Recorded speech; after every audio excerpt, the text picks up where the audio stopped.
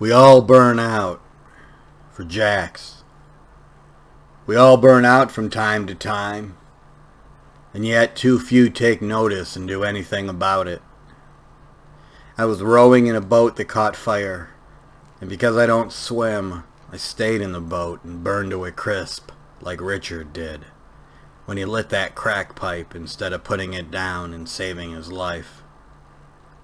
I like ringing her bell in the middle of the night when only the gargoyles atop skyscrapers protect us from ourselves.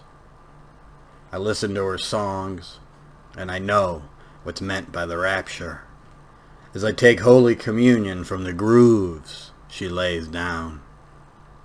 When we heard the fireworks, we all dived to the floor because a thief was invading our sacred space with sonic booms and sanctuary bells. The priests would have nothing to do with us on the Vegas Strip, and that's okay, because I know what they're up to and how many of their thoughts are impure. We all burn ourselves down every now and again because it's easier than admitting to ourselves that we don't have all the answers, and spiraling out of control may be just what the doctor ordered. Jax's eyes continue to catch me off guard with the way they look into my soul and assure me everything's gonna be alright. I like talking to her because she makes me feel safe. And as strangers go, I know we were connected in other lives, and that reincarnation is one more rung on the ladder to enlightenment.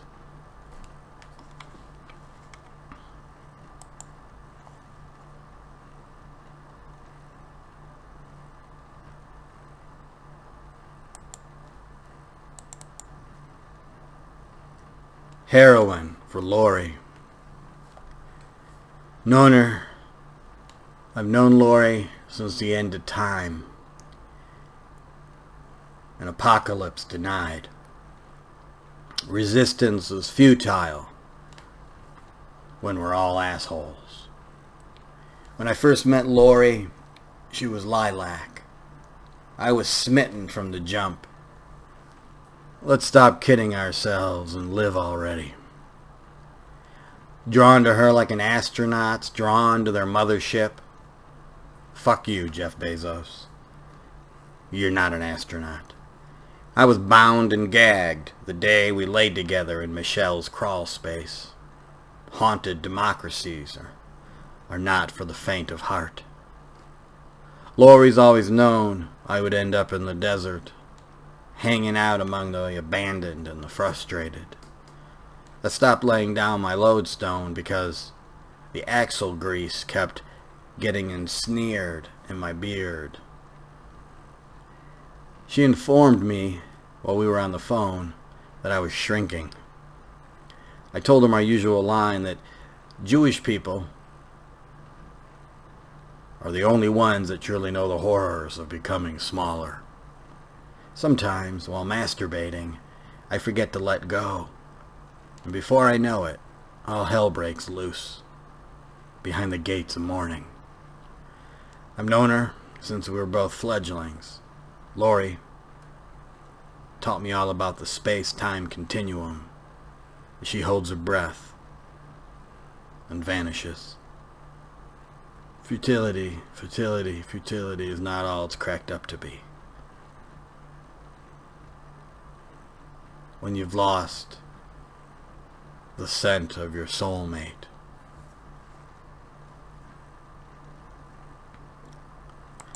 This poem I just revised earlier tonight.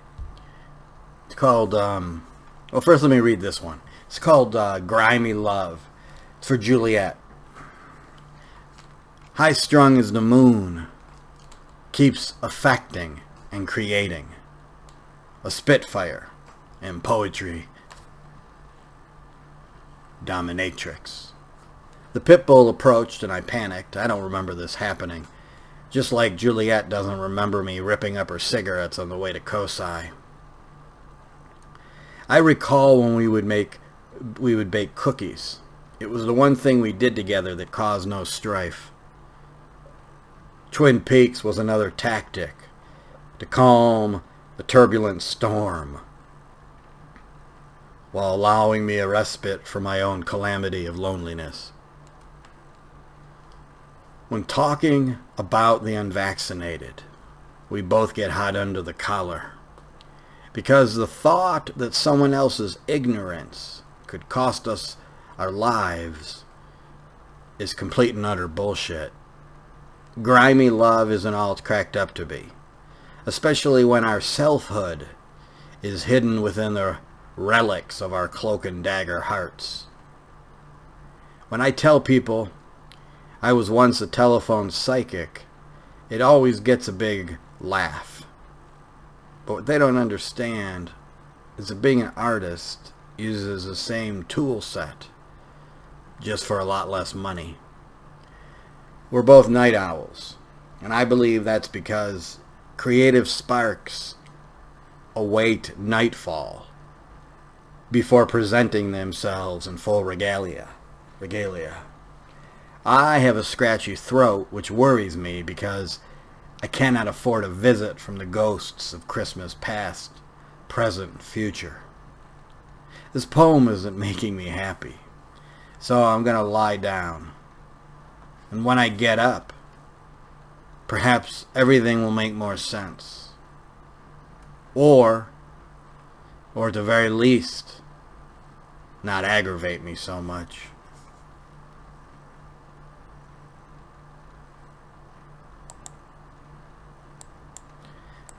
Sour gummy bears. Transpiration. Wouldn't cut me in.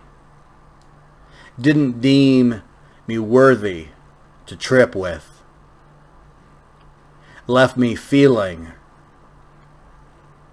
like a gutted jayfish.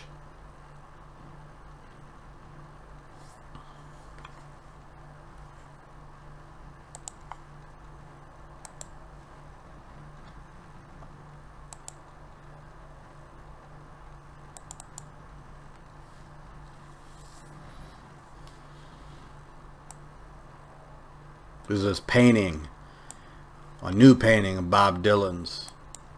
It's really good. I wrote this poem after seeing it. It's called Teal Despair. Its last call, and the harbingers of hopelessness are too incapacitated to go home. Or maybe they don't have a home. Or maybe they've never existed on this plane of transmigration, and I Love Lucy reruns. I see Marilyn over the bar, like a mermaid candle floating in the cinematic ether. The despair is palpable, as the Breaking Bad bartender reflects on the refuse his life has become. Holding hands isn't doing any of us any good, as democracy chokes on its own ripped-out tail feathers. Come on, man. Cover me in teal and let's call it a day.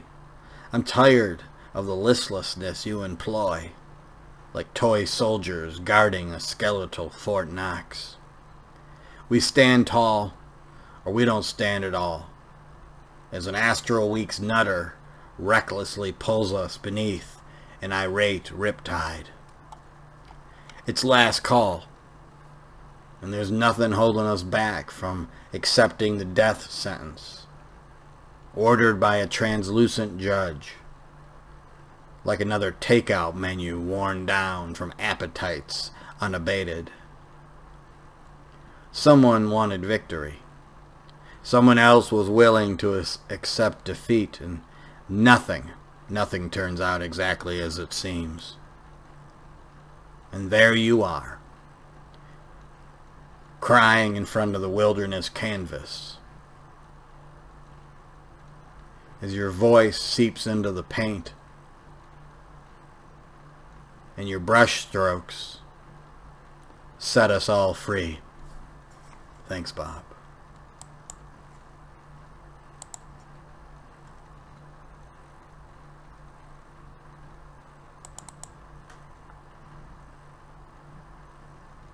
This one I'd like to, this is the last poem I'd like to read, and this is for Joe Pockets.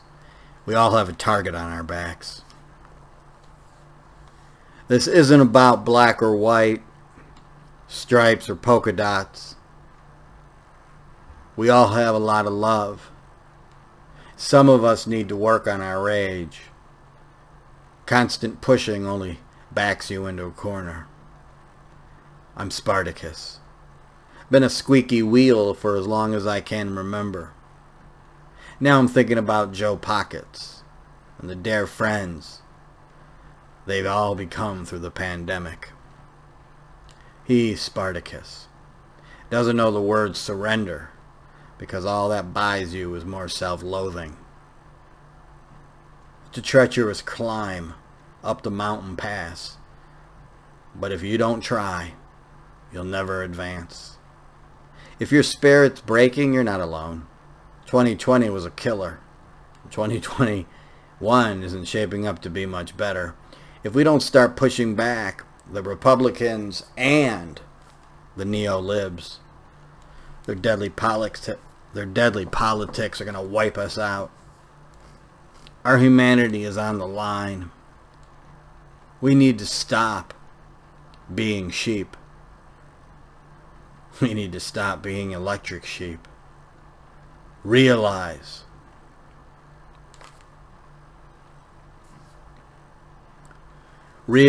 how easily we're being called.